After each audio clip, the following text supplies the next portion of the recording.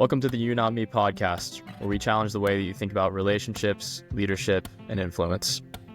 I'm your host, Jared Odenbeck, and I'm joined by Chris Behrmann today. In today's episode, we're going to talk about a crucial shift in mindset, prioritizing relationships over outcomes. There's a lot of people that are very accomplished in the world, and much of the modern world wants to chase success, achievement, especially in career. The joy that comes from achievement is never going to outlast the joy of a strong and enduring relationship. So to start off, Chris, tell me why relationships matter. If I'm someone that's out there and I'm going, hey, Chris, why can't I just chase outcomes? Why can't I chase success?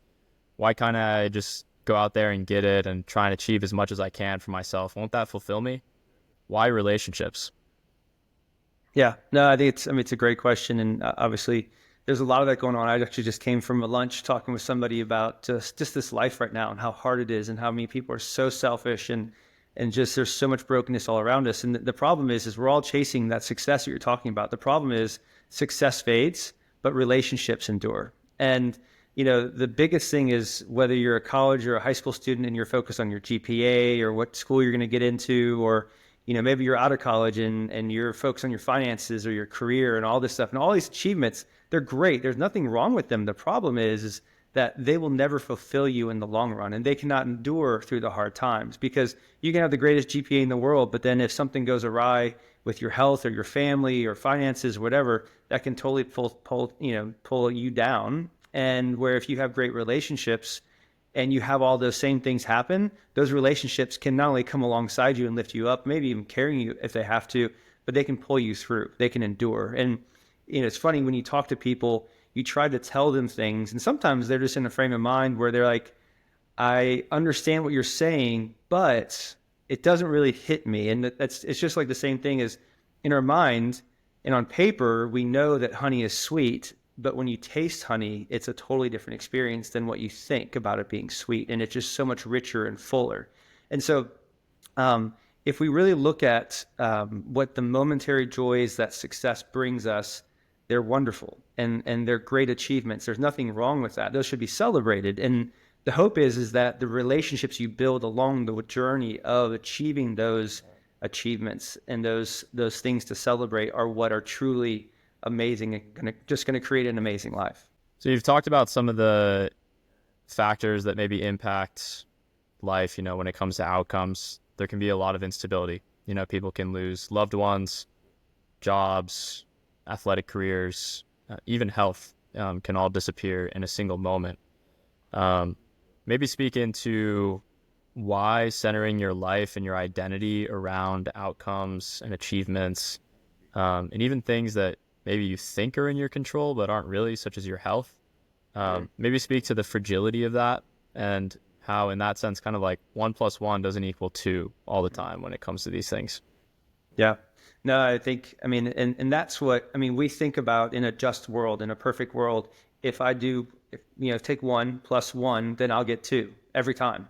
That's not the case. And that's the hardest thing to accept is like, wait, I've done everything as I was supposed to, but yet it didn't turn out. And the brokenness that can come from that, the discouragement, sometimes the bitterness, those things, and that's where, again, back to when you go through those hard times, it's easier to get through those. And really, I don't know how, again, you mentioned losing a loved one. I unfortunately have a number of family members that have been lost to cancer, but also other, car accidents, et cetera. And when you look at the pain and the brokenness and the hurt, when you have that, it's unbearable. And if you don't have relationships to walk with you through it, I don't know how you get through it. If you're just alone and you just curl up in a ball in your bed or in your house and you never leave, it's not a life worth living, but B, you're missing out on the beauty that can still be had in the midst of that. And, there are people that have lost children and I can't even fathom what that is like. We have friends that have had to deal with that, and it's really hard. And the best analogy that I've seen is those things don't go away. It's kind of like a big stone being put on on like, say, like a belt around your waist. And when you first start having to carry that, it's heavy and it's burdensome and maybe even hurts. But as time goes on, the stone never changes size. It's still there, but you get more and more used to it. And actually it becomes lighter. You become stronger because of everything. And again, this is not to take away from and say that, losing somebody, a child, a family member, et cetera, that you should just be able to go on. That's not the case. There's so much mourning. There's so much just sitting and caring about people that needs to happen. But at the end of the day, though, too, is that you're still here and that you still have a life to live. And that person that you lost loves you dearly and misses you, but at the same time wants you to move ahead and do wonderful things and look at other people around you and still have just relationships and still have a beautiful life in the midst of that mourning and suffering. And I just really feel like it's our life is refined by the challenges. Our life is refined by the hard times. The easy times don't refine us. They don't make us better. A lot of times they make us worse. They make us lazy. We start to take things for granted. We don't appreciate the beauties and the joys that are all around us. I mean, there are a lot of us that I would say woke up this morning and we weren't thankful that we were alive, that we were breathing. We weren't thankful for the fact that happened because we don't control that. I didn't control whether I woke up this morning, but I did. And so what am I going to do with the 24 hours or the number of hours I have in my day? And I think, again, the relationships are the things that really make a beautiful day and then a beautiful week and beautiful month, beautiful year, beautiful life. Absolutely. Yeah, I think so many people want to define success according to, this perfect plan that they've written out in their minds. And I think most people tend to account for every single thing going right. And it's not that you should be pessimistic, but it's more so that whatever goals you have, hold those with a loose grip, because otherwise you're creating a really fragile identity in existence. And the reality of life is just that pain and suffering are going to come. We live life on the seas of suffering in many ways. And unless you have something to really anchor you amidst those waves, you're going to find even additional pain and suffering to, what life will already throw at you just by how difficult it is to deal with those things when they are your entire existence and they are snatched away from you. Most things in life are outside of our control, as you mentioned. That can tend to create anxiety in a lot of people. But I think, in my opinion, that there's actually a way to embrace that and to navigate that uncertainty that can actually give you a lot of peace. I think that the difficulty comes when, as you mentioned previously, you have an outcome-based identity, your self-worth is tied to results, and then you become a slave to those things and they kind of rule your life. So if I'm someone that's looking to shift my mindset away from that, what would I shift it to? Yeah, I mean, I think, again, going back to what you mentioned really quickly there, I remember sitting next to a college student on a flight one time, and he was just telling me about just the anxiety that he has because he was 21, he doesn't have his life figured out yet. And I'm like, oh my gosh, I'm 49, and there are still things I'm trying to figure out. And the problem is because we have to have this outcome already planned in our mind, and the world tells us we should know what we want to do, we should know what our major is, and all this other stuff. And I mean, there are people that I know that don't even remotely have close to the same job as what they majored in, but they're unbelievably successful and they're unbelievably happy. And so, is that a personal shot at me? No, hey, listen, you're an English major. You're doing amazing things with your English degree. You're writing books, you're writing blogs, you're writing stories. It's amazing. But I think what's so hard is because we have this idea that we should achieve X and this is how we should go. When it starts to deviate, to your point, we get anxious. It doesn't end up the way we thought. And one of the hardest things is, I think, understanding that 5-10 years down the road, you might look back and be so grateful for that detour, that thing that you didn't want to have happen, or he had no idea would even remotely happen that did. Again, the 1 + 1 ended up being 4 instead of 2. And you're like, holy cow, this is not what I wanted. Or maybe it was like, my gosh, this is way more than I could have ever expected. What a blessing. And so it's, to your point, it's what do we do? And it's back tying to relationships. An amazing relationship is like being a tree planted alongside a riverbank. And a tree that's planted alongside the riverbank versus one that's 100 yards away from a riverbank, when a drought comes, that tree 100 yards away from the riverbank isn't near the source of what actually can fuel them and feed them and help them grow. And so they wither and die, or they stop producing fruit and they struggle. Where the tree planted alongside a riverbank, those roots go deep into the water, and even in the harshest droughts, they're still able to find water, they're still able to produce fruit, their leaves stay green. And that's just us in life. When we have relationships, even at my worst moment, when I hit rock bottom and everything was crumbling apart from me, the only thing that saved my life was relationships. And so if I had not had those relationships, I don't know where I would be. And that's the hardest thing, is some people sadly go through this life without even one deep, authentic, true relationship to just lean on when they go. And those are the ones that are in deep despair. And, we sadly see the suicide statistics and things where people are just broken because things aren't going the way they thought. And they end up making a choice that hurts so many people, but yet I don't know where they were relationally. And if they had one or two or five just good friends that actually cared, would they have made the same decision? Or if they'd opened up and been vulnerable about what they were going through, somebody could have come alongside and helped them. The problem is, if you don't have anybody alongside you, nobody can help you. Absolutely. I think that someone out there might be listening to this as well and think like, man, this relationship thing sounds pretty great. It sounds like it could be pretty useful to me. If I just invest in relationships, my life's going to go great, or at least like I'll have additional resilience, I'll be able to face suffering, et cetera, et cetera. Is there a way that you can live for other people and be selfless, yet still have this kind of lingering thought in your mind of, well, this is going to be really useful to me, so I'm just going to, kind of use relationships or other people as my like hidden superpower to get the result that I really want? Yeah.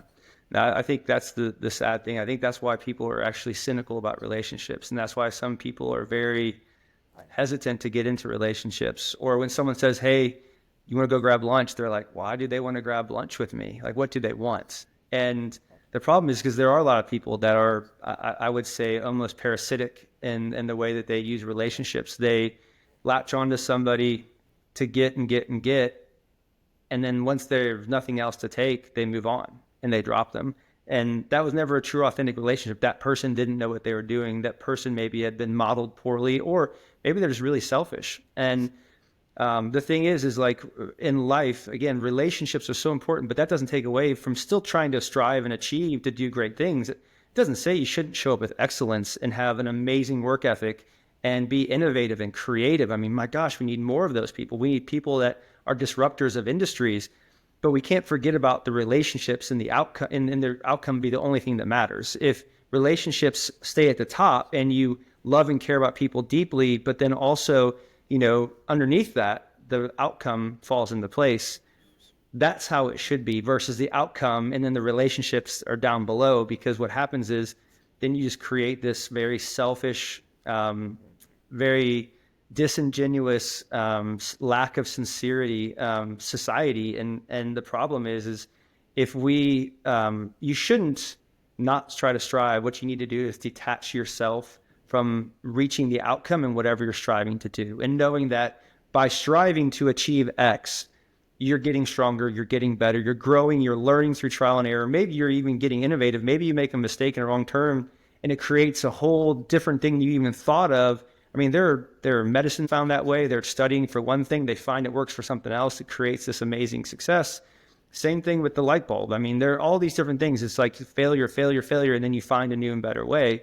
But so detaching yourself from the outcome, not that you don't care, but that it matters less than the people. If the people, like say on a sports team or at a job, if you care more about the people you're working with or the people that you're playing alongside more than whether you win or you lose, you're most likely going to win, because of the fact that you're giving your all for each other. You're growing constantly. You're trying to sharpen each other. You're trying to encourage each other. Even when it looks like you're losing, you're still encouraging. Even when you lose afterwards, you tell them, amazing job. Man, I'm so proud of the great work you did. We'll get it next time, And the problem is so many people, when they lose, they shred people. they shred what they did. They shred themselves even sometimes. Like they just bury themselves in shame and like, I did this wrong or whatever. And it's like, that doesn't help you grow. That actually inhibits growth. That actually destroys relationships. So it's a lack of a growth and lack of achieving in the long term because of a short-term outcome that didn't maybe pan out.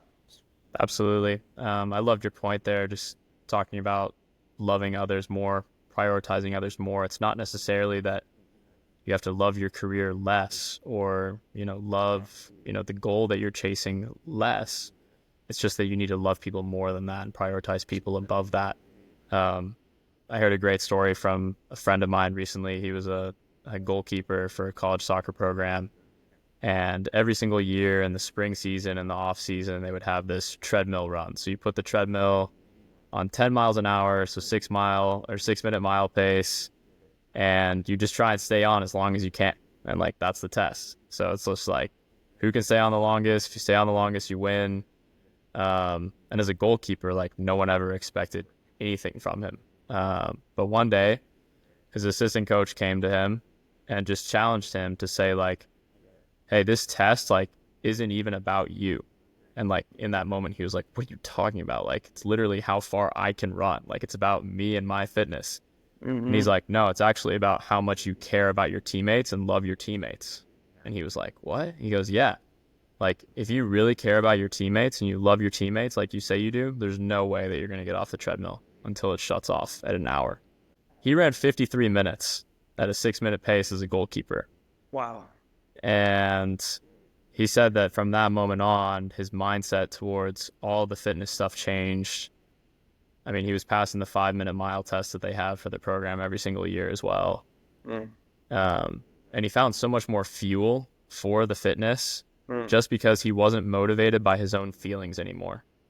He had thought for so long about like, oh man, this sucks. I'm tired, man. This is brutal. Oh, I'm just a goalkeeper, blah, blah, blah. But in the end, it became about, if I get off this treadmill, I'm not loving my teammates because I'm giving them every reason in the world to stop and not pursue their best and to just get off and call it a day. Whereas if I stay on, I'm encouraging them. I'm helping them. They're like, the goalkeeper's going to run 53 minutes, then I can run more than that. So it's just such a great anecdote and a story regarding the power of loving people more, even if you're going after something.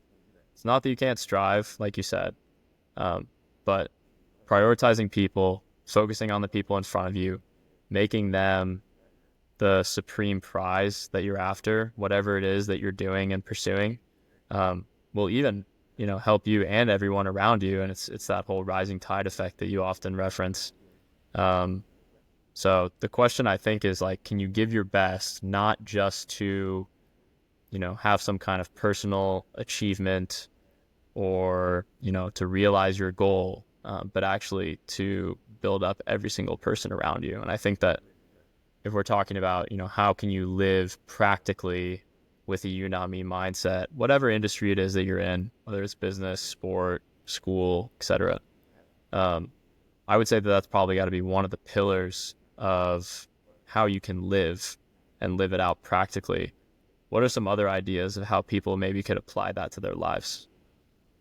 Yeah, I mean, I think, again, we've, especially in this day and age with, Zoom calls and just social media and these short, Snapchat and all these different things where it's these like super short conversations, it can become very transactional to where you just, you get on a Zoom call, you talk about your work for 30 minutes and the Zoom call's up and you hang up and get off, versus like having a few minutes at the beginning, a few minutes at the end where you ask somebody about themselves or whatever. Because the problem is the engagement at work is really kind of gotten to an all-time low. A lot of people are not engaged. A lot of people are missing those relationships. And as much as it's awesome to work from home, but if we're honest, you miss those interactions to where you're around people on a regular basis to get to talk about things outside of work. You get to, whether it's, have a coffee and just sit and chat about somebody's kids or their career aspirations or their family in the past. Like, why are they the way they are? Where did they grow up? And so it's being transformational versus transactional and really taking, again, whether it's a teammate or whatever it is on a sports team or a teammate at work, and just caring about them and just letting them see that, hey, I'm here for you. And I know that if I'm here for you and you truly care and believe and know that I care, you're going to be there for me as well.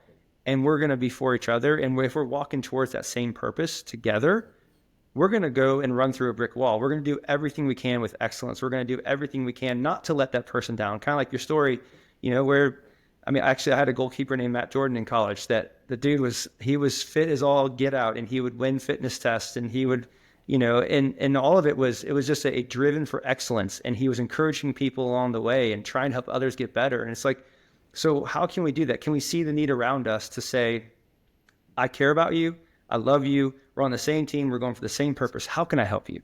And maybe it's just a word of encouragement, or maybe it's like, hey, you're struggling, how can I help you? I mean, there's so many ways that we can do it. It's just a matter of seeing the need around us, but also the true need is that we all need to know that we are valued, loved, and cared for. And when somebody fulfills that need, when that need is fulfilled in us, we will never want to hurt somebody. We will never want to do wrong. We will never want to yell at somebody. Like if you're in a joyful mood, you aren't just going to lash out and yell at somebody. Something has to happen. It's not just in your nature just to yell. Like if you're joyful, it's really hard to do that. Absolutely. As we draw this to a close and try and land the plane here, Chris, if you could give maybe just a handful of practical action steps that someone can take, even today, if they're listening to this, and they want to apply this at home, at work, even with their existing relationships that they might have, just a few action steps that they can put into practice starting today. Yeah. I mean, I think the biggest thing is whether it's one person a day or one person a week, start small, start with small goals. If this is new for you to really care about other people and to think about other people before yourself, then I get it. You're going to question, why should I do this? And it's very out of my nature. So just find one person today, one person this week that you're actually going to deeply try to do something for. It doesn't have to be a sacrificial. Maybe it's just you're going out of your way to say hello, to care about them, but do something with a pure heart, no strings attached, to where you truly want nothing from whatever it is you're doing. You just want to give. And when you do that, you'll see the impact that it has, and it'll start to kind of have this almost like compounding effect where you're like, wow, that was actually really fun. It was really cool. Like to see how they actually really enjoyed it. It made me feel better too. And it's going to kind of gain this momentum. And so if you can really do that, where you are doing something with no strings attached, from a pure heart, just one person a day, just try to care about them, hold the door for them, say hello if they look down, ask them how they're doing. And I think the other thing too is really stepping back and realizing that all the outcomes that we're trying to achieve are like little mini chapters in this book that you're writing, the story of your life, the journey that you're going through. And yeah, there are going to be some chapters that maybe aren't successful. There are going to be some that are great successes. But the biggest thing is that's just a part of the story. And the hope is that you can have a relationship that spans the entire book, not just one chapter and then they're out.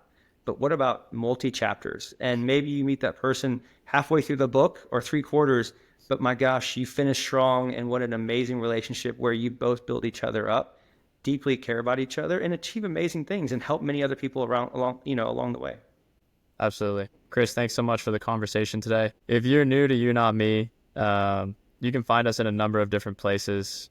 Chris is on Instagram at chris.behrmann. You can find him on LinkedIn as well. And then we also have the weekly You Not Me letter that goes out on Saturday mornings to a list of subscribers on Substack. You can find us there. And then lastly, if you've enjoyed this content, consider leaving us a review or sharing it with a friend. We really appreciate all your support, and thanks so much for listening.